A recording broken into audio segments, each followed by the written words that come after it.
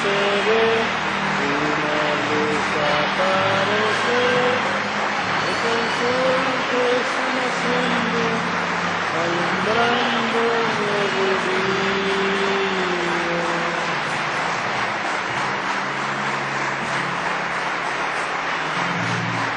Alumbrando nuevo día. Bueno, con nosotros el doctor William Soto Santiago.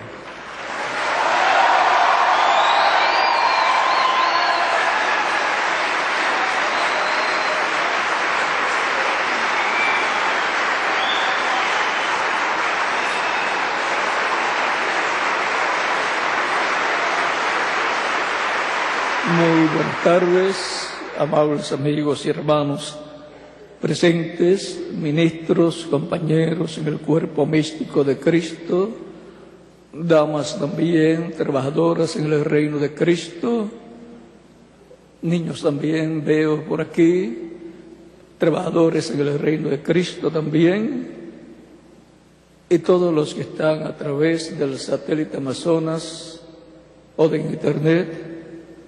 Que las bendiciones de Cristo, del pacto, sean sobre todos ustedes y sobre mí también, en el nombre del Señor Jesucristo. Amén.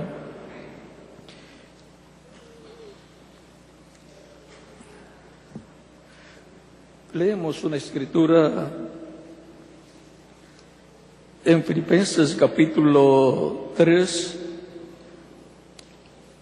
versos 20 al 21, donde nos dice San Pablo: mas nuestra ciudadanía está en los cielos, de donde también esperamos al Salvador, al Señor Jesucristo, el cual transformará el cuerpo de la humillación nuestra, el cual transformará el cuerpo de nuestra bajeza, dice esta versión, para ser semejante al cuerpo de su gloria, por la operación con la cual puede también sujetar a sí mismo todas las cosas. Que Dios bendiga nuestras almas con su palabra, que nos permita entenderla. Pueden tomar asiento si tienen la bondad.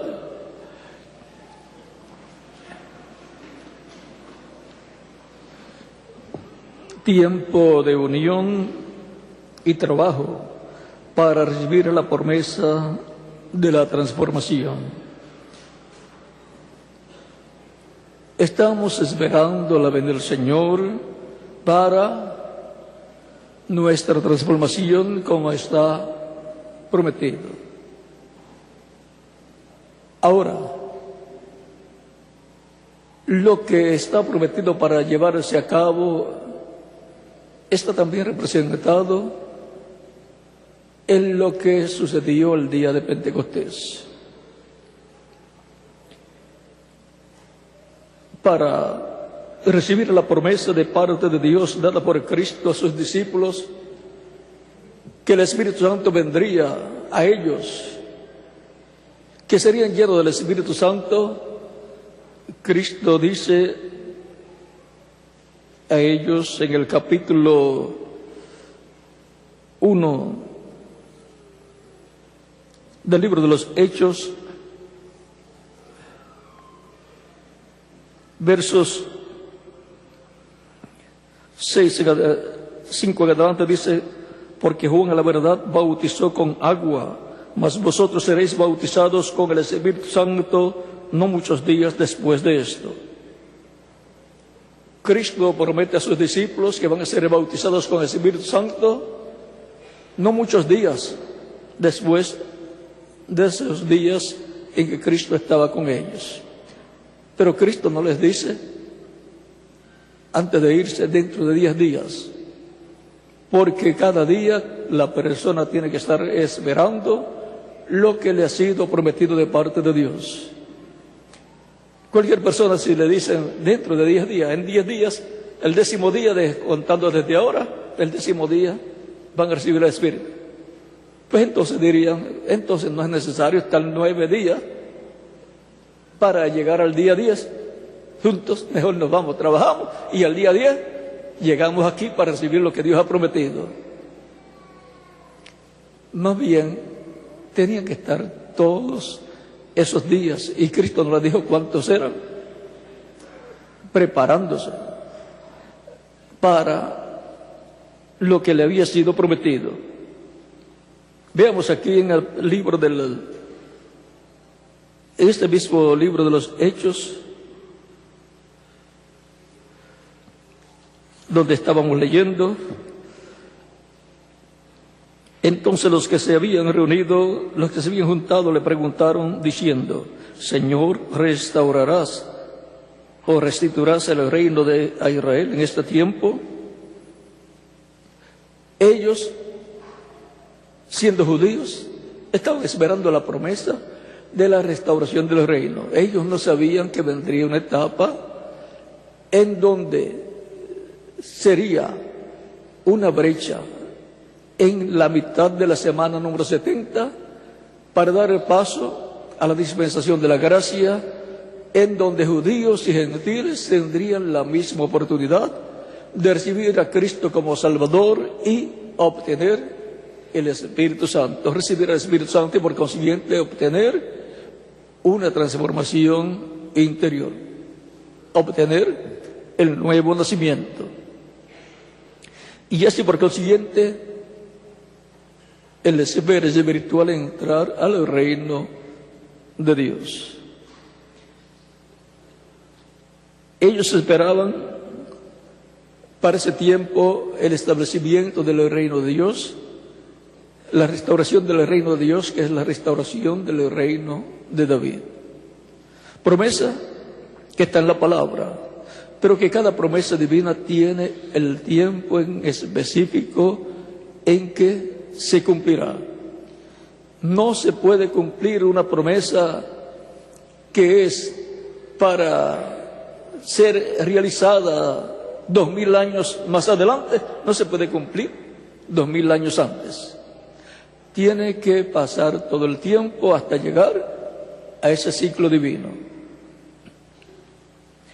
No se puede cumplir, o no se pueden cumplir las promesas de la segunda venida de Cristo en la primera venida. Cada promesa tiene su tiempo. Y ahora, mire ustedes, sigue diciendo, Cristo les dice: no toca a vosotros. Y les dijo: no toca a vosotros saber los tiempos y las sazones que el Padre puso en su sola potestad. Mas recibiréis la virtud del Espíritu Santo que vendrá sobre vosotros, y me seréis testigos en Jerusalén y en Judea y Samaria y hasta lo último de la tierra. Y habiendo dicho estas cosas, viéndolo ellos, fue alzado, y una nube le recibió y le quitó de sus ojos. Ahí tenemos la despedida de Cristo, haciendo la promesa que vendría el Espíritu Santo a ellos, el Consolador, lo cual sería el mismo Cristo, pero en Espíritu Santo, porque el cuerpo físico glorificado estaría en el cielo como sumo sacerdote, haciendo una intercesión por todas las personas que lo recibirían como su único y suficiente Salvador. Ya el orden levítico sacerdotal cesó y comenzó en función, en favor de los seres humanos, el orden sacerdotal de Melquisedec, orden sacerdotal celestial. Por eso el templo sería destruido, conforme a la profecía de Daniel capítulo 9, y no tendría el pueblo hebreo lugar donde efectuar los sacrificios por el pecado, los sacrificios de la expiación y así por el estilo, pues todo eso estaba ya profetizado. Sería quitado el continuo sacrificio, sería destruido el templo, sería destruida la ciudad. En el año 70 de la era cristiana, el general romano Tito Vespasiano entró a la ciudad, luego de tenerla cercada por 2 años, y destruyó las murallas, destruyó los edificios, destruyó el templo también. Y se llevó los vasos del templo, muchas cosas importantes se las llevó para Roma. El pueblo hebreo quedó sin un templo donde ofrecer los sacrificios que normalmente ofrecían a Dios.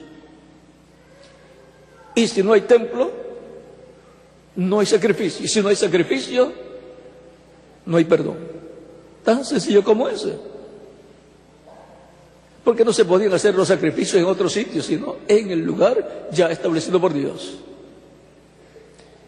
Pero no hay ningún problema.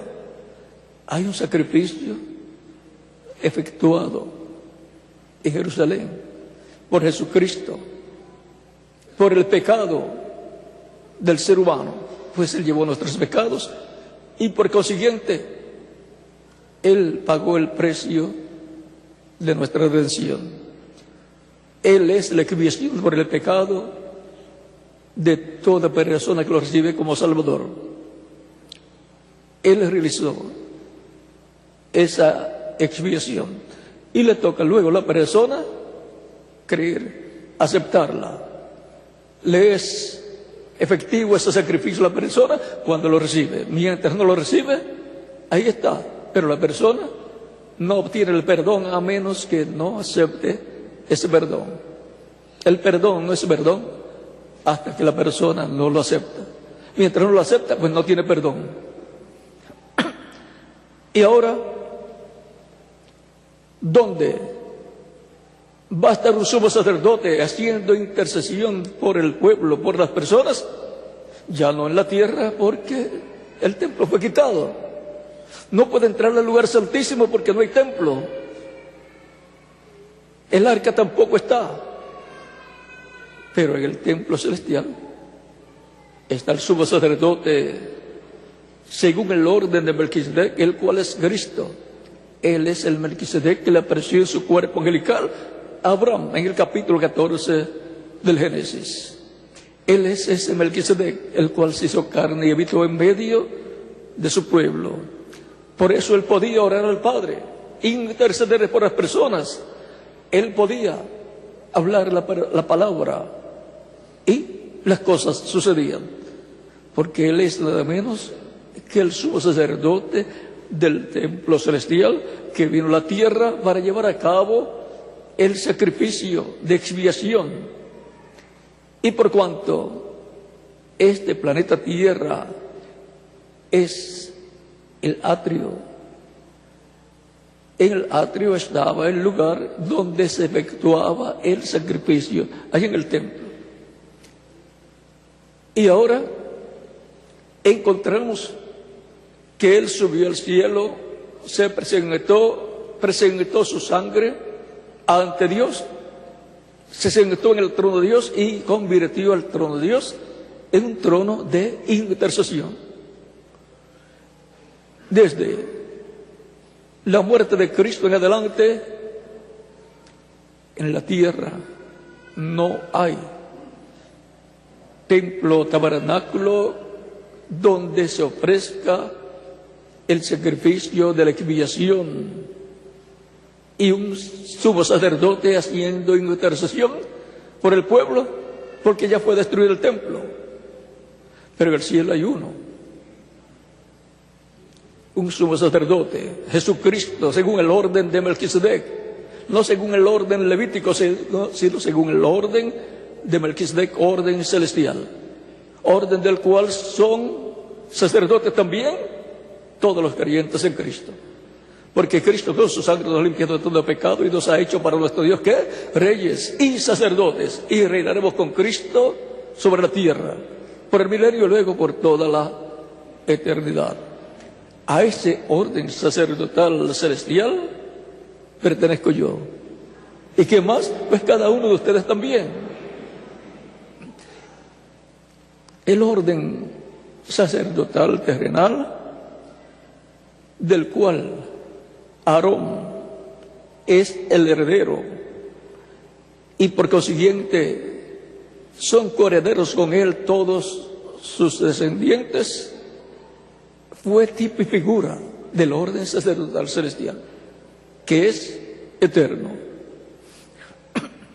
Y ahora El gabinete sacerdotal del templo celestial son los creyentes en Cristo, con Cristo como sumo sacerdote. Por eso dice, si alguno ha pecado, abogado tenemos para con el Padre, a Jesucristo.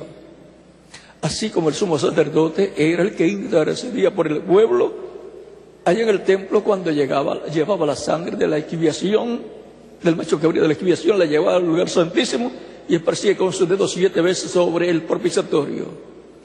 Y luego que él terminaba todas las labores de ese día y todas las labores que correspondían al lugar santísimo, salía del lugar santísimo, entraba unas cuantas veces al lugar santísimo, llevando a cabo las funciones correspondientes. Y luego cuando ya terminaba por completo y se cambiaba de ropa, salía y bendecía al pueblo.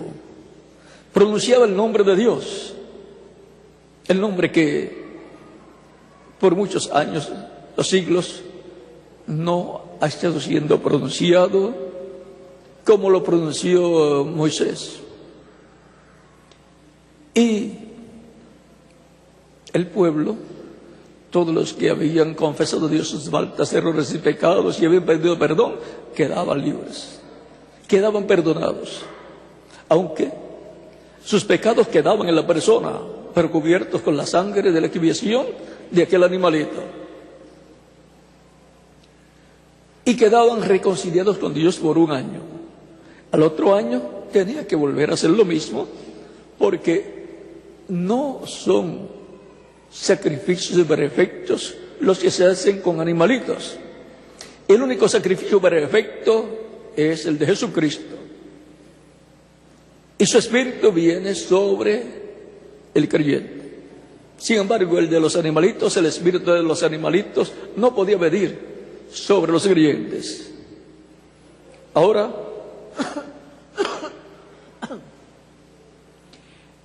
bajo el nuevo pacto del cual Cristo habla en la última cena con sus discípulos, en la víspera de la Pascua, dice, toma el pan, bendice y parte y da a sus discípulos y dice, comed de él todos, porque esto es mi cuerpo. San Pablo dice, San Pablo dice que Cristo dijo, porque esto es mi cuerpo, que por muchos es partido, o por vosotros es partido.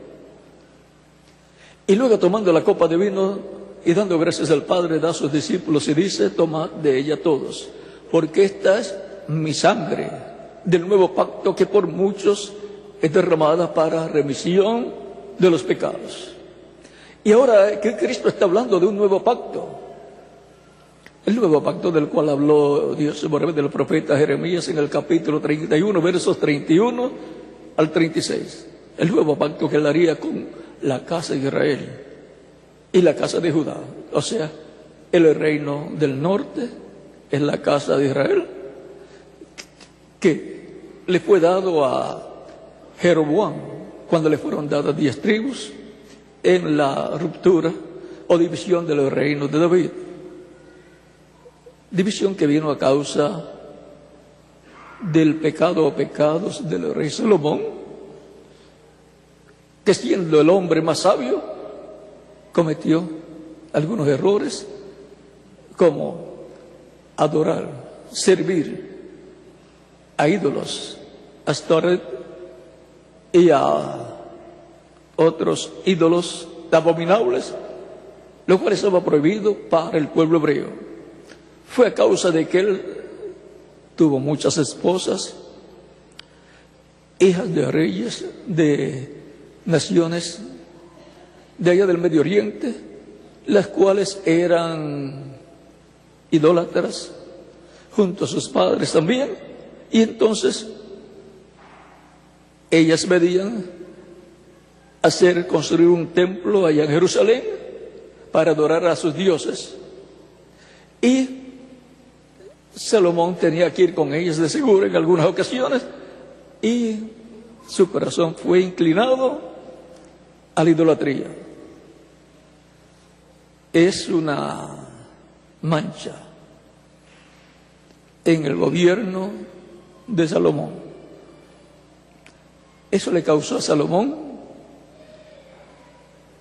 que Dios dijera que él no había servido a Dios como su padre David,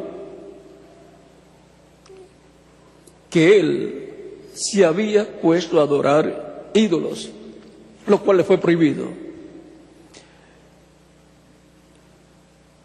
Permitió la idolatría, templos paganos allá, cuando lo que tenía que hacer era quitar los que estuvieran por allá, limpiar el país de esas religiones de la idolatría, idólatras. Y el profeta Natán vino y le habló a Salomón y le dijo que Dios iba a dividir el reino. Y ese era el reino de David, el cual le heredó Salomón. Debió de cuidarlo bien. David le dijo: hijo, si tú buscas a Dios, le hallarás. Si lo dejas, Él te va a desechar. Por lo tanto, haz conforme a su palabra. Encontramos que el profeta le dice a Salomón: pero por amor a David, Dios no va a dividir el reino en tus días, sino en los días de tu hijo. Y así fue. Roboam, hijo de Salomón, fue el rey que estaba cuando Dios dividió el reino de David. Y le fueron dadas 10 tribus a Jeroboam. Solamente se le añade la J y la E. A Roboam se le añade la J y la E y dice Jeroboam. Y así encontramos que vino la ruptura del reino de David. Pero la promesa es que Dios va a restaurar el reino de David. Y eso tiene un tiempo. Por eso es que le preguntaban a Jesús: Señor, ¿restaurarás tu reino, el reino de Dios en este tiempo? ¿Te restaurarás tu reino en este tiempo?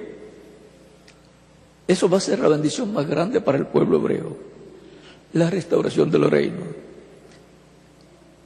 Lo que eso implica es que lo que siempre ha buscado Israel, lo va a tener.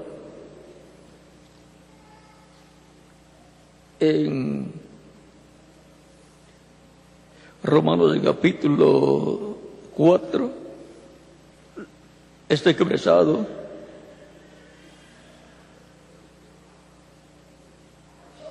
y por consiguiente eso será lo que Israel siempre ha deseado, y lo ha deseado cualquier nación. Cualquier nación desea esto. Capítulo 4, verso 13 de Romanos dice: porque no por la ley fue dada la promesa a Abraham o a su simiente, que sería heredero del mundo, sino por la justicia de la fe. ¿Heredero de qué? Del mundo. Por eso el reino del Mesías, reino que hereda el Mesías, gobernará el mundo entero. Y esa será la única ocasión en que Israel vendrá a ser la cabeza de todas las naciones. Como lo es la capital de cada nación, esa es la cabeza de esa nación. Pero la cabeza de todas las naciones del mundo, nunca la hubo en el pasado. Solamente hubo naciones que fueron cabeza de las naciones vecinas. Pero del mundo entero será el reino del Mesías. Aún el reino del anticristo no logrará ser la cabeza en su totalidad de todas las naciones. Pero el reino del Mesías del Cristo sí va a ser su país. Jerusalén va a ser la cabeza de todas las ciudades, porque será la capital del mundo entero, porque es el lugar donde estará el trono de David, donde estará el trono del Mesías, y todo el territorio de Israel vendrá a ser el Distrito Federal. Por lo tanto será la nación cabeza de todas las naciones. Y cuando se dice cabeza de todas las naciones, cuando usted dirige algunas de las cosas o hace algo y lo hace bien, dice, tiene buena cabeza para hacer las cosas, porque todas las cosas usted las piensa con la cabeza para hacerlas. De la cabeza salen las cosas para ser hechas. Y cuando no hace bien las cosas, no tiene cabeza para hacer las cosas. Y ahora la cabeza de todas las naciones va a ser Israel, y Jerusalén la capital. Por lo tanto, de ahí saldrá todo lo que se va a efectuar en el reino del Mesías. De ahí saldrá la paz, de ahí saldrá la enseñanza. O sea, el ministerio de enseñanza, ¿dónde va a estar? En Jerusalén. El ministerio de las finanzas, ¿dónde va a estar? En Jerusalén. La Escritura dice que las riquezas de todas las naciones van a estar, ¿dónde? En Jerusalén. Y para entenderlo mejor, la bolsa de valores. Ahí va a estar la bolsa de valores del mundo entero, va a estar ahí. Y desde ahí se va a dirigir las finanzas del mundo entero, porque desde el lugar donde está el trono de un reino es que se dirigen todas las operaciones de ese reino. Así es que Israel les espera una bendición muy grande, pero necesitan la venida del Mesías. Como también el cristianismo tiene promesas de una bendición muy grande para el día postrero, con la resurrección de los muertos en Cristo y la transformación de los vivos, pero necesitan al que lo va a hacer, al Señor. Por eso dice, nuestra ciudadanía está en los cielos, de donde esperamos también al Señor Jesucristo, el cual transformó el cuerpo, la misión nuestra, para que sea semejante al cuerpo de la gloria suya.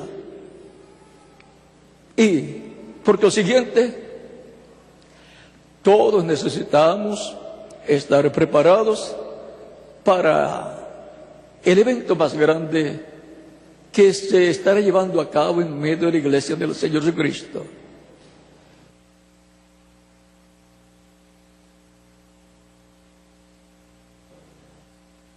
Y que va a ser paralelo al día de Pentecostés. Por eso tenemos que ver cómo estaban en el día de Pentecostés para recibir lo que les había sido prometido, para nosotros estar también paralelo a ellos en nuestro tiempo. Dice en el libro de los Hechos, son los hechos del Espíritu Santo, no los hechos de los apóstoles, sino del Espíritu Santo a través de los apóstoles y diferentes hombres de Dios. Dice capítulo 12 del libro de los Hechos, el verso 1 en adelante: y como se cumplieron los días de Pentecostés, estaban todos unánimes juntos. Estaban todos unánimes y también como estaban juntos. Porque es que algunas veces podemos estar juntos, pero no unánimes, pensando en una misma cosa y esperando una misma cosa.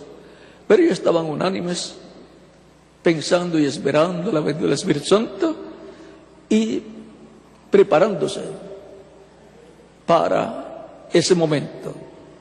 Porque para todo evento hay una preparación. Y de repente vino un estruendo del cielo, como un viento recio que corría, el cual hinchió toda la casa donde estaban sentados. Eso fue la venida del Espíritu Santo el día de Pentecostés. Ellos estaban en el aposento alto, en la parte alta de la casa o el edificio donde ellos estaban. El aposento alto es muy importante tomarlo en cuenta, ya que viene otro Pentecostés. Pentecostés a 50. Y por ser 50, entonces hay que conseguir otros 50 en el programa divino, en las fiestas que el pueblo hebreo llevaba a cabo. Allá fue la presentación el día de Pentecostés de aquel fruto que Cristo había juntado, y llegaron a esa adopción espiritual. Fue 50 días después de la resurrección de Cristo, contando el día que resucitó Cristo hasta el día de Pentecostés. Por lo tanto, fue domingo que resucitó y fue domingo el día de Pentecostés también. Y ahora, ¿cómo vamos a conseguir 49 para llegar al 50? Porque ellos tuvieron 40 días con el Señor ya resucitado, y después 10 días más ahí en el aposento alto, que son 50. En Levítico capítulo 25 vamos a encontrar otro Pentecostés.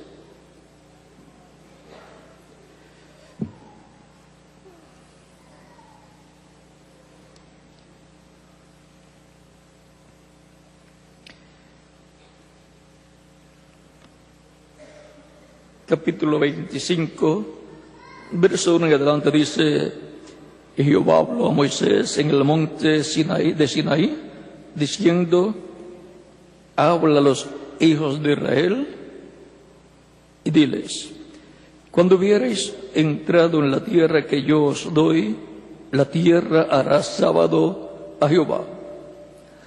Ahora vean, esto no va a ser sábado de un día sábado. Vamos a ver, hará sábado a Jehová. 6 años sembrará la tierra, su tierra, 6 años sembrarás tu tierra, y 6 años podarás tu viña, y cogerás sus frutos.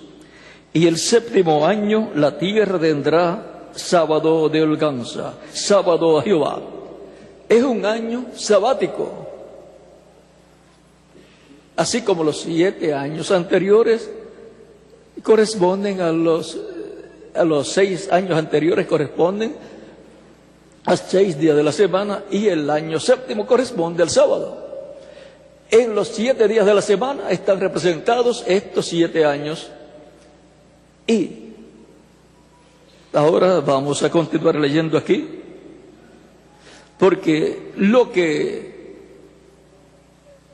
corresponde a los días, 7 días de la semana, días de 24 horas, ahora corresponde a años de 360 días.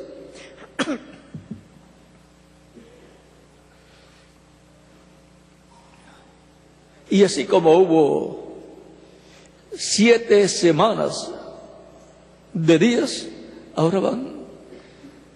ahora aquí serán 7 semanas de años. Y 7 semanas de años son 49 años, así como 7 semanas de días son 49 días.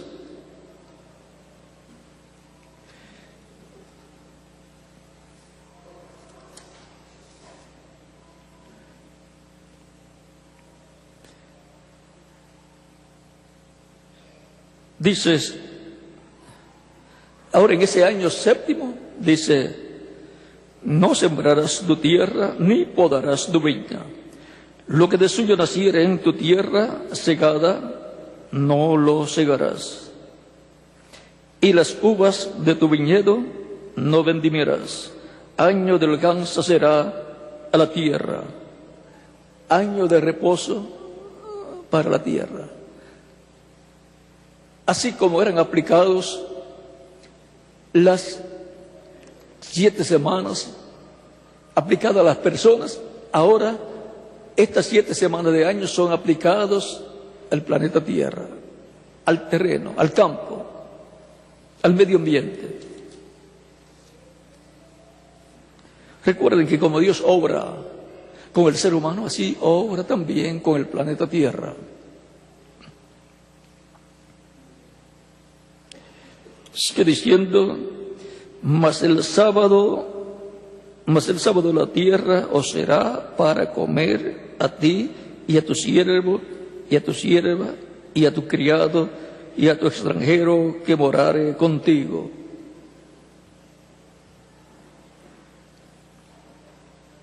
Del fruto de la tierra sí pueden comer, pero no pueden hacer cosecha, hacer la cosecha para almacenar o para vender.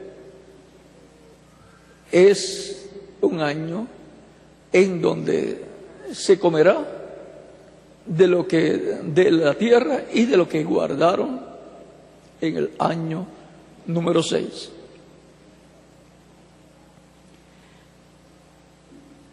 Dice, y a tu animal y a la bestia que hubiere en tu tierra, será todo el fruto de ella para comer.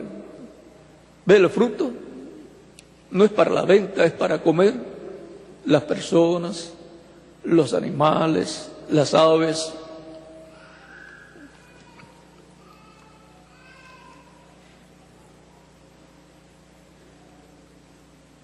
Y te has de contar 7 semanas de años. Aquí tenemos lo que era en días, ahora está repetido en años. Otros son ciclos de años. Y te has de contar 7 semanas de años, 7 veces 7 años, de modo que los días de las 7 semanas de años vendrán a hacerte 49 años. Ahí tenemos lo que era con días, ahora es con años. Lo que era con días ya se cumplió. El día de Pentecostés fue el día número 50.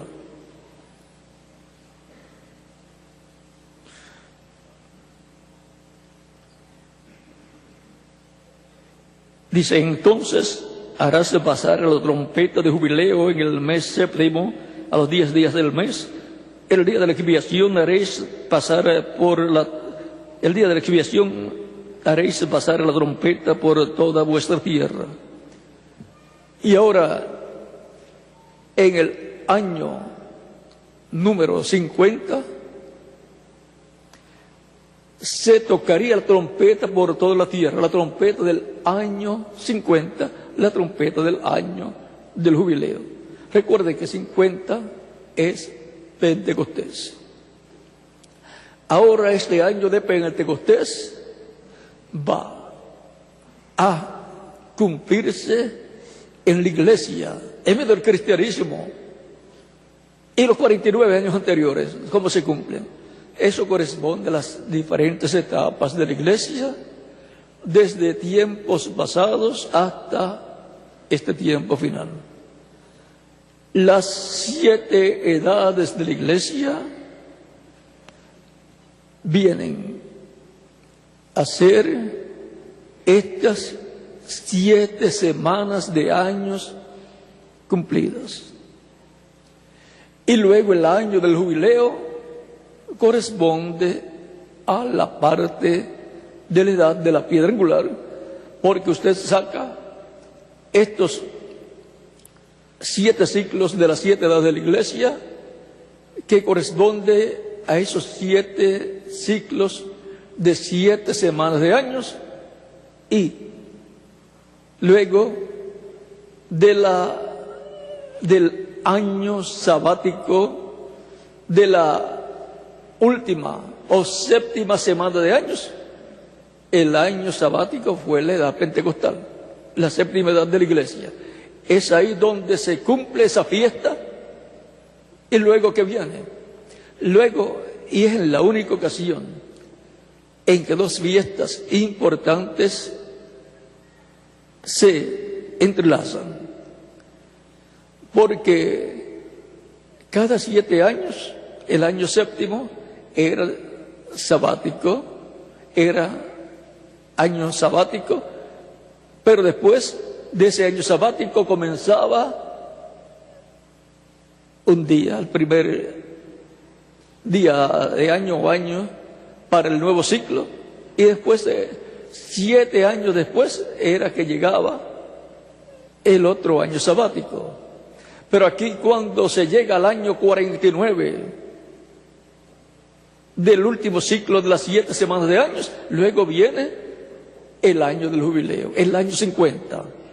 Y 50 es Pentecostés, año de Pentecostés, no día de Pentecostés, sino año de Pentecostés. Y así como vino el Espíritu Santo 2000 años atrás, el día de Pentecostés, sobre los que estaban en el aposento alto esperando la venida del Espíritu Santo, y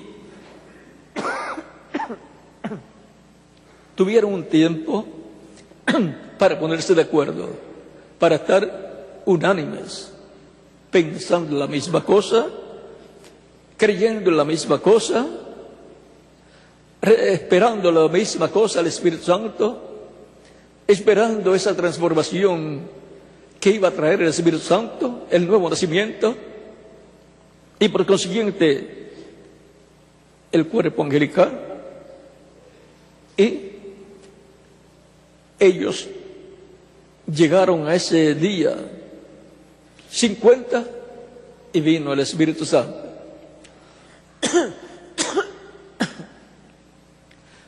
Ahora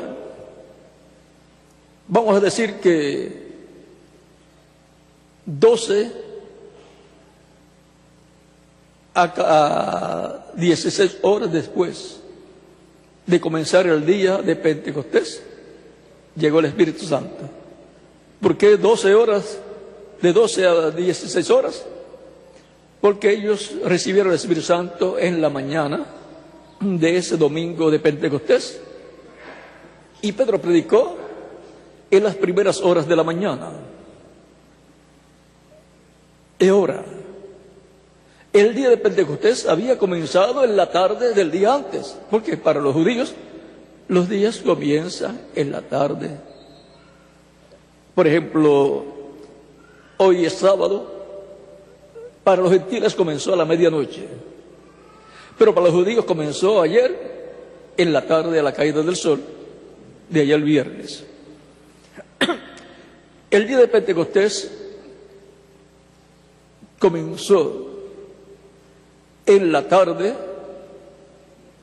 anterior a ese día que recibieron el Espíritu Santo, porque los días comienzan en la tarde del día anterior. Ahí se entrelaza un día con el otro día.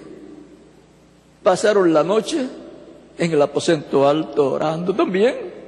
Ya estaban en el día de Pentecostés, pero en la parte oscura, la parte de la noche.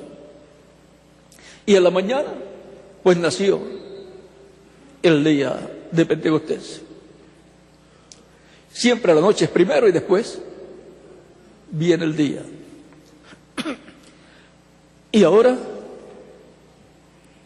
siendo que el día de Pentecostés es el día 50, y el día 50 donde único usted lo puede colocar es en la edad de la piedra angular. No lo puede colocar en otro lugar. No encaja en otro lugar. Ese es el día que Dios hizo para enviar esas bendiciones. Y ahora el pueblo de Dios, el cristianismo, bajo una nueva dispensación, siendo el pueblo de Dios, bajo la nueva dispensación, el cristianismo, los creyentes en Cristo es el pueblo espiritual que está esperando la venida del Señor para la transformación de los que están vivos, con la resurrección también de los muertos en Cristo, para recibir una transformación física, obtener la inmortalidad, obtener la adopción física, que es la redención del cuerpo, como dice Romanos capítulo 8, versos 21 al 31. La redención del cuerpo. Por eso dice San Pablo en Efesios capítulo 4, verso 30, y no contristéis el Espíritu Santo de Dios, con el cual fuiste sellados para el día de la redención. El día de la redención siempre viene a ser el día 50, y si es semanas de años, es el año 50, y eso corresponde a la edad de la piedra angular, luego de transcurrir los 49 días o 49 años allá en medio del pueblo hebreo. Luego venía el año de Pentecostés o año del jubileo, donde se tocaba, sonaba la trompeta del año del jubileo. Miren todas las cosas, las bendiciones que hay ahí para los creyentes. Dice: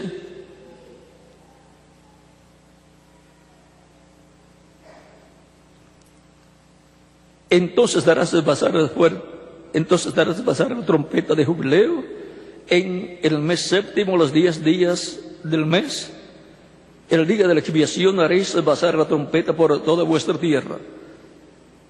Levítico 25, verso 9 en adelante.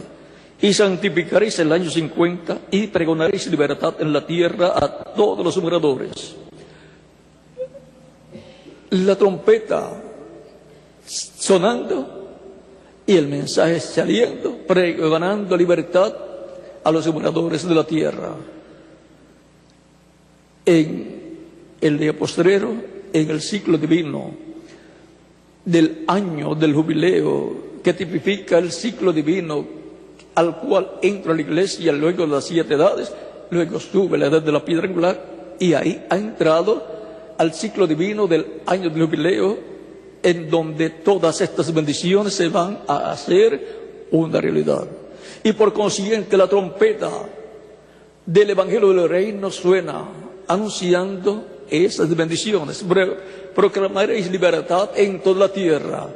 Eso está anunciando que se ha llegado el ciclo divino donde la resurrección de los muertos en Cristo va a ser llevada a cabo y la transformación de los vivos va a ser llevada a cabo, y eso será la liberación.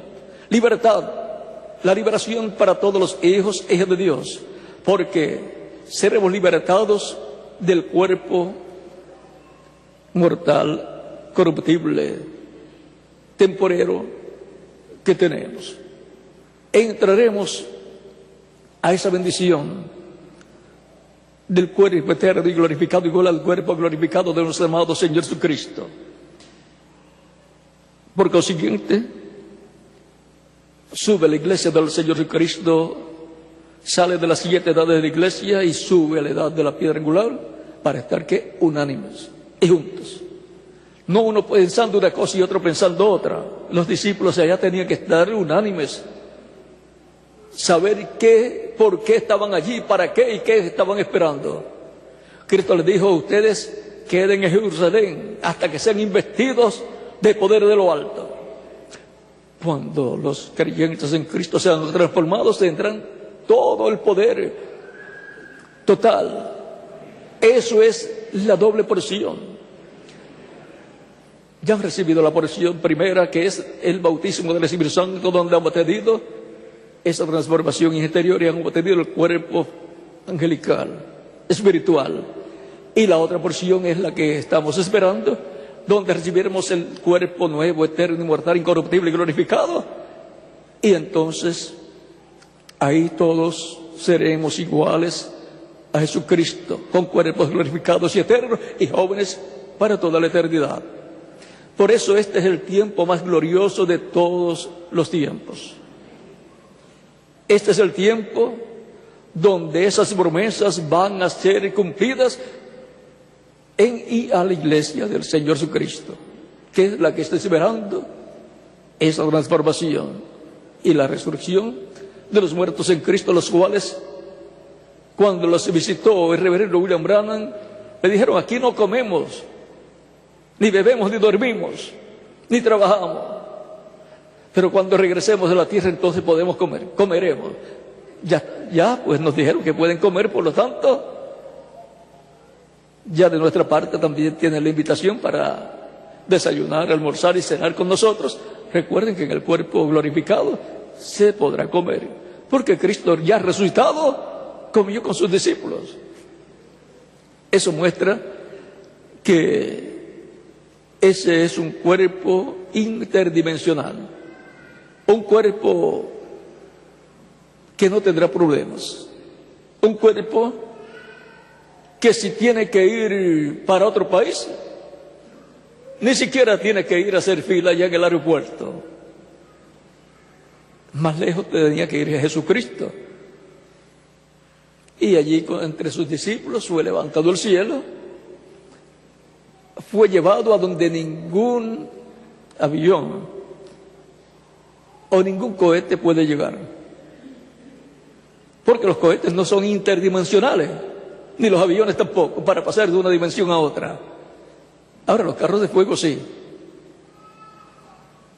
Elías fue en un carro de fuego y los escogidos van a ir en carros de fuego, que son platillos voladores, como le llaman, platillos voladores o ovnis. Todos van a estar unánimes y juntos.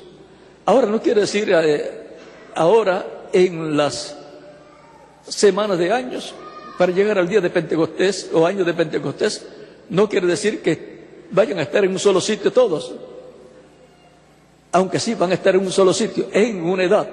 Ahí van a estar todos, la edad que corresponde para la transformación. La primera, segunda, tercera, cuarta, quinta, sexta o séptima no correspondía para la transformación. ¿Cuál es la prueba de que no podía ser en ninguna de esas edades? Que no ocurrió. Si hubiera sido para alguna de esas edades, hubiera ocurrido la resurrección de los muertos y la transformación de los vivos. Pero ninguna de ellas fue la edad de piedra angular.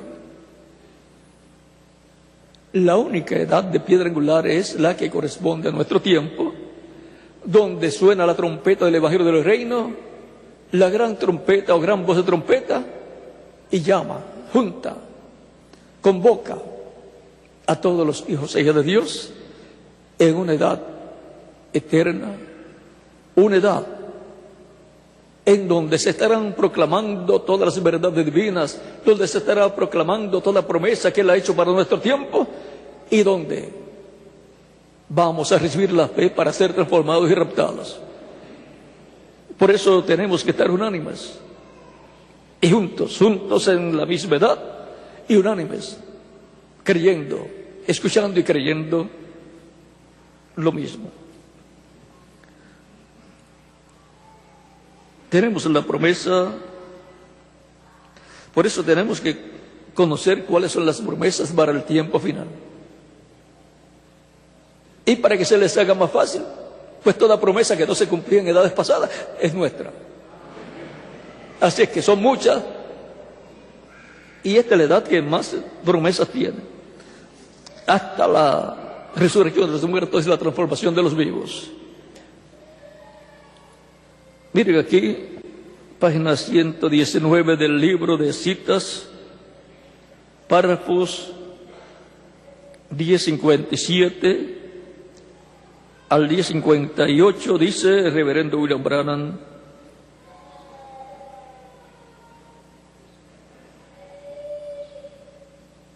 la cosa que hemos estado mirando hacia adelante por tantos años, 4 o 5 años, puede ser que más, es la tercera etapa que ha sido vindicada, y yo estoy seguro que ustedes saben lo que es. Nunca habrá una personificación de esto no puede haberla. Ahora está en existencia. Y yo he sido amonestado de esto, que esto aquí ya ha acontecido, para que pueda identificar su presencia entre nosotros.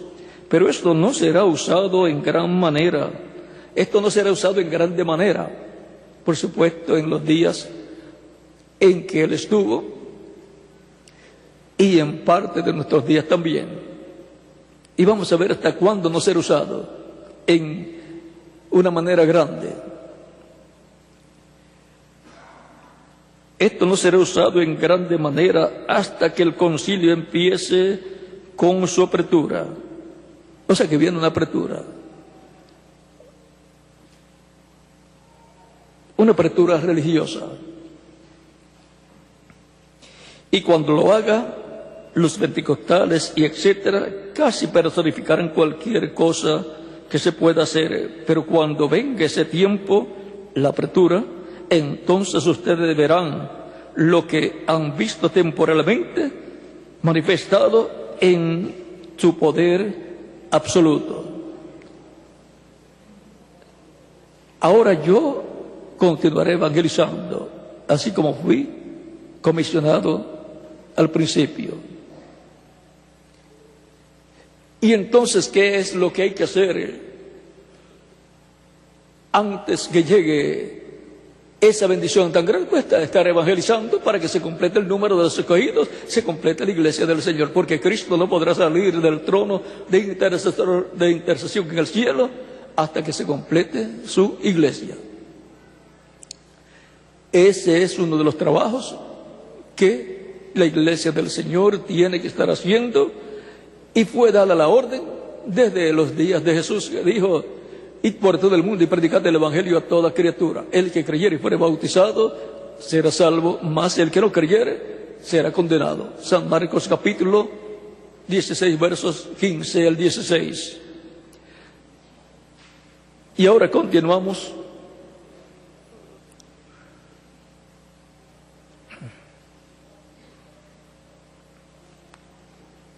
Dice: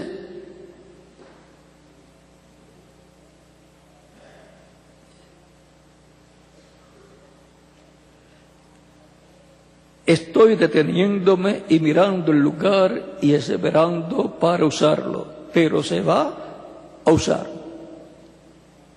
Es como cuando Sansón perdió todo el poder que estaba representado en aquellos rizos o quedejas que él tenía, 7, lo cual es tipo y figura de las 7 edades. Y luego le fue creciendo el cabello, y llegó un día en que ya él se encontraba más fuerte, lo tenía encadenado, y hubo una fiesta muy grande pagana, al dios de los filisteos, y él le dijo, oró a Dios, llorando, ciego, le habían quitado los ojos. Le dice: Señor, una vez más, y muera yo con mis enemigos. Quería ser usado por última vez, una vez más, una sola vez más. Eso es tipo y figura de una vez más Dios va a manifestarse en toda su plenitud.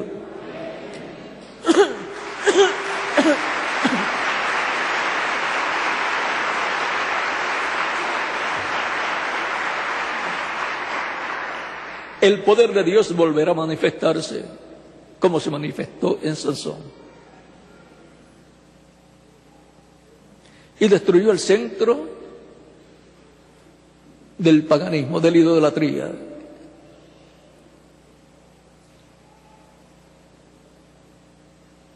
Y fue la venganza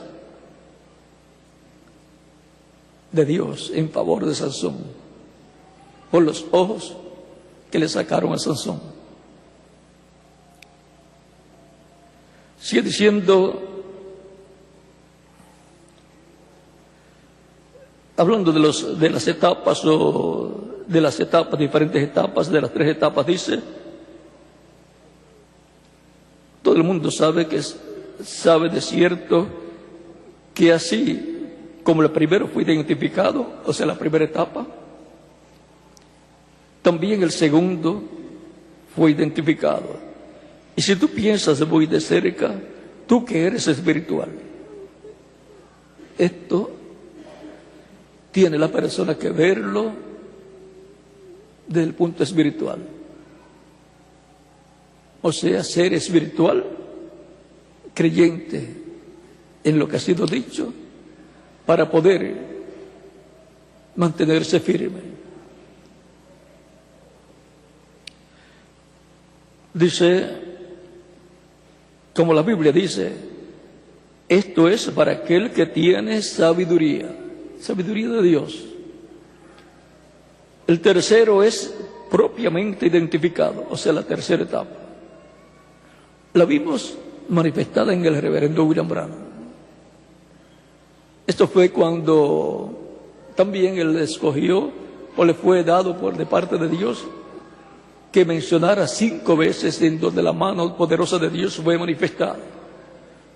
La tormenta de nieve que venía y él le habló por orden de Dios y la detuvo, desapareció. El pececito que estaba muerto y fue resucitado, le habló la palabra de vida y volvió a la vida. Tipo y figura de la resurrección de los creyentes en Cristo que han muerto en tiempos pasados y algunos de los nuestros que han muerto. En cuanto a la tormenta, poder sobre la naturaleza, como lo tuvo Moisés y el mismo Jesús, que lo ordenaba la tormenta que enmudeciera.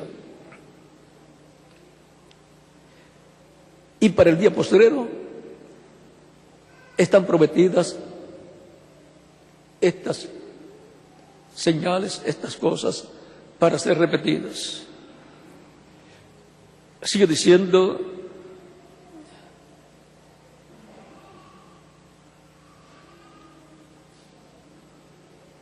el tercero es propiamente identificado. Nosotros sabemos dónde está. Estaba el reverendo William Branham operando.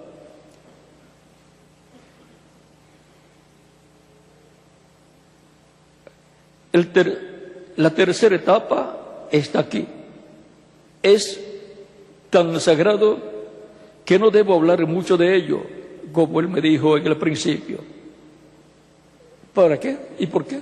Para que no imiten. Porque imitaron las 2 primeras etapas y desviaron la vista de la gente del instrumento en el cual tenían que tener la vista, porque en él estaba la presencia de Dios. Pero traté, dice, ella habla por sí mismo. O sea, la tercera etapa, lo que acontece, lo que produce la tercera etapa, habla por sí mismo. Como dijo Nicodemo a Jesús, sabemos que tú eres enviado de Dios como maestro, porque nadie puede hacer las cosas que tú haces si Dios no está con él.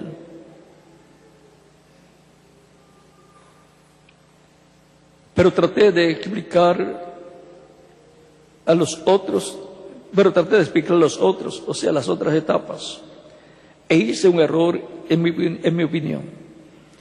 Yo no digo que el Señor me dijo esto será lo que empezará la fe para el rapto, para irse. Esto es importante, porque todos queremos ser transformados y raptados e ir con Cristo a la cena de la boda del Cordero. No vamos a quedarnos acá en la tierra discutiendo, sino vamos a estar atentos, unánimes y juntos en la misma edad y unánimes en lo que está prometido y cómo ser preparados se va a recibir estas bendiciones. Yo tendré que quedarme callado por un tiempo. Ahora recuerden, sigue diciendo más abajo, tú vas a ver un cambio en mi ministerio luego decayendo, no levantándose, decayendo. En una ocasión, por ahí por la página 474 y 475 de los sellos, dice, él, como dijo Juan, a mí me conviene menguar y al crecer.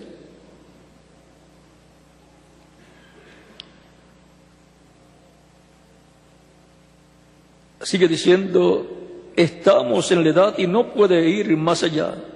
Tenemos que esperarnos aquí un minuto hasta que esto acontezca acá, para alcanzarlo. Y entonces viene el tiempo y la presión está en un lugar donde tú estás oprimido. Entonces mira lo que estoy preparando para decirte en estos momentos. Mira la tercera etapa, entonces será absolutamente totalmente para los perdidos, o sea, para el mundo entero. Va a impactar el mundo entero, a toda la humanidad, pero será para la iglesia, o sea, para el cristianismo, y para la novia, o sea, para los escogidos que van a ser transformados. Y más abajo dice, tal vez sea que estoy construyendo una plataforma para que alguien más suba en ella. Tal vez yo sea llevado antes de ese tiempo. Pero yo creo que estamos tan cerca que yo no moriré de edad avanzada. Y siendo de 54 años, no moriré de viejo hasta que Él esté aquí. Solo que sea disparado, asesinado o de alguna otra cosa, de algún modo muerto, pero no por la edad avanzada, hasta que Él venga. Él tendría ¿cuántos años en la actualidad? Tendría unos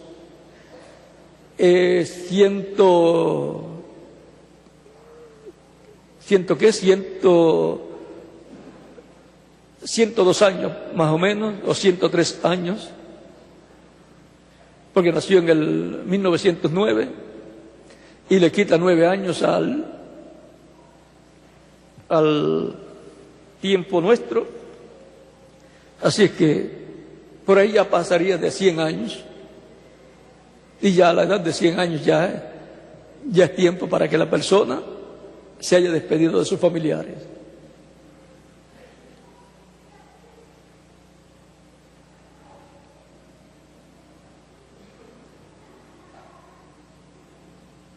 Tal vez yo no lo haré, pero este mensaje introducirá a Jesucristo al mundo, porque es el mensaje que trajo el precursor de la segunda venida de Cristo, y por consiguiente, con lo que Él habló, es que se efectúa la introducción de la segunda venida de Cristo, así como con lo que Juan habló, fue realizada la introducción de la primera venida de Cristo. O sea, que la primera venida de Cristo fue como Juan lo explicó.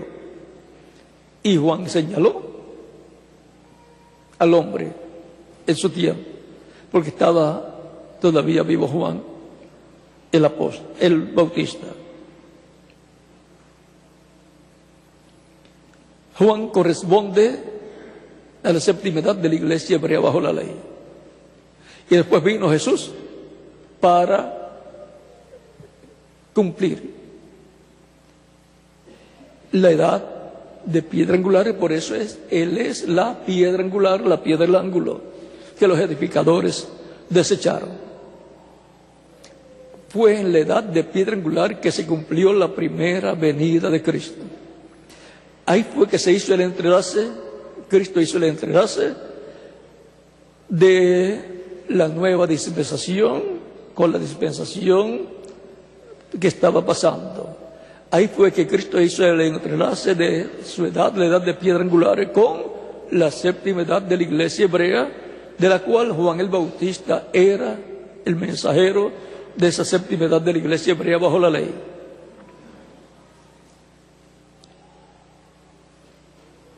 El tiempo para la venida del Señor y su obra para la resurrección de los muertos y transformación de los vivos, corresponde a la edad de la piedra angular.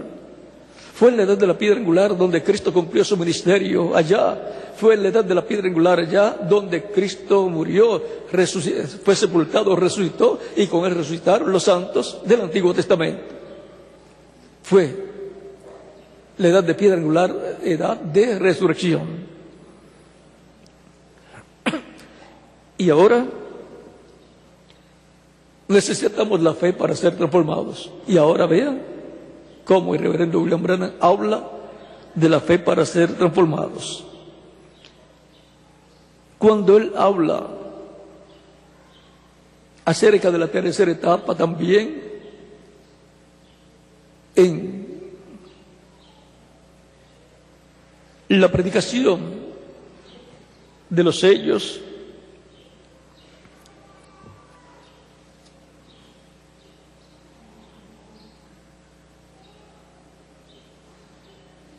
vean lo que dice, porque todo esto está unido.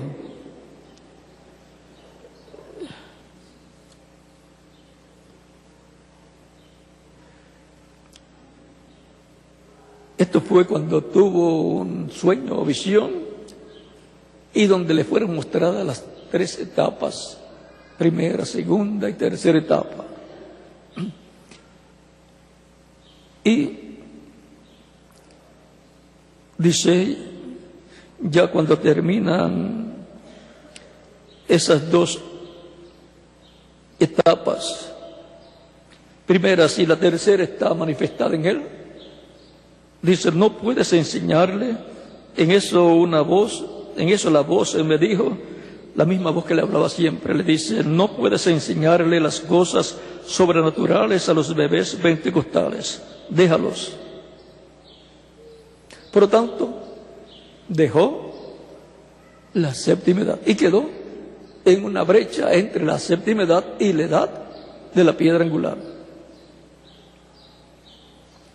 Entonces me alzó y me colocó en un lugar muy elevado donde había una reunión y parecía una carpa o una especie de catedral.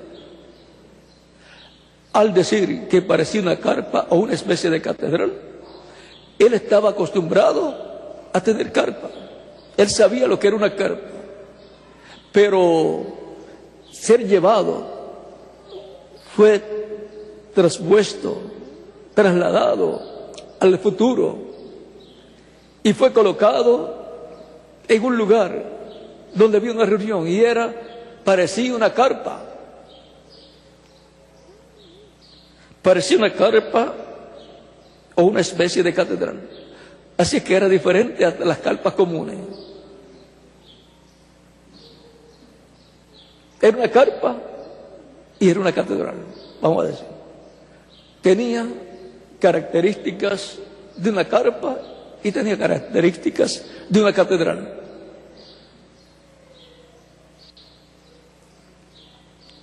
Por lo tanto, no era una carpa común, de esas que levantan, colocan cables, cadenas o sogas y estacas de metal donde las amarran. No era así. ¿Era una carpa o era una catedral? Tenía las dos características. Yo miré y hacia un lado parecía una cajita. ¿Por qué parecía una cajita? Porque en un edificio tan grande, un cuartito como ese que está allí, eso es una cajita de fósforo, decimos nosotros.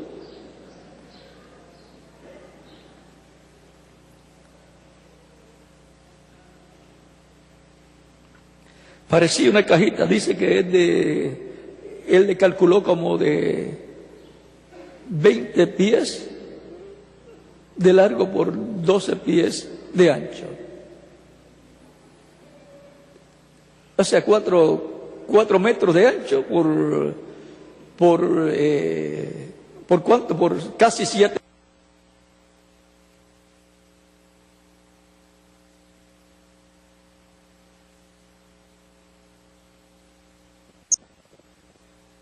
metros de largo.